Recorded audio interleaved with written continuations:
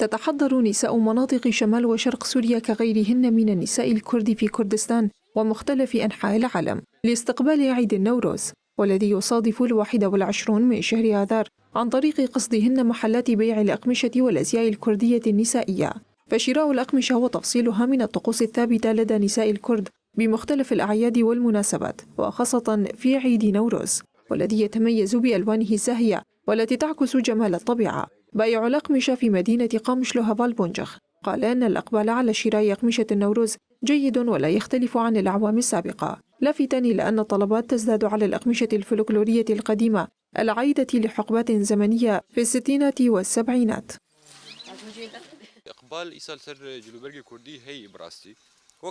الإقبال على الزي الكردي جيد كما كل عام، رغم تزامن المناسبة مع شهر رمضان، فالطلب على الزي الكردي موجود من أجل عيد النوروز، لكن من أجل تصاميم الزي لهذا العام الفتيات تقبلن على الموديلات التراثية كاللباس الكردي لأمهاتنا كتصاميم ما قبل 50 أو 60 عام. وبدوره الخياط سامي موسى أشار إلى حركة الأسواق وازدحام المحلات بمناسبة عيد نوروز لشراء أقمشة الزي الكردي، موضحاً أنه بمناسبة نوروز بدأ بخطوة جديدة، وهي تفصيل وخياطة الزي الفلكلوري بمقاسات متعددة وبيعها في الأسواق.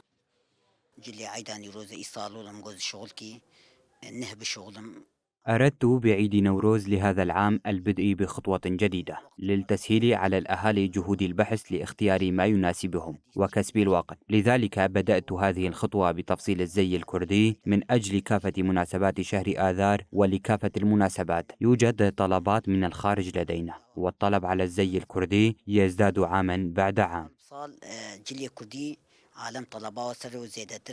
لسان حال أسواق قامشلو كغيرها من مناطق إقليم شمال وشرق سوريا، حيث تتزاحم النساء والفتيات في محلات الأقمشة في أوقات مختلفة من النهار لانتقاء أصناف وألوان مختلفة من الأقمشة لخياطتها كألبسة فلكلورية جرت التقاليد على ارتدائها في مناسبات عيد المرأة ويوم الزي الكردي وعيد نوروز خلال شهر آذار من كل عام، تعبيرا عن اعتزازهم بهذا العيد القومي الذي يعني لهم الكثير ويختزل مقاطع ومراحل تاريخية مختلفة في حياة الشعب الكردي في أجزاء كردستان.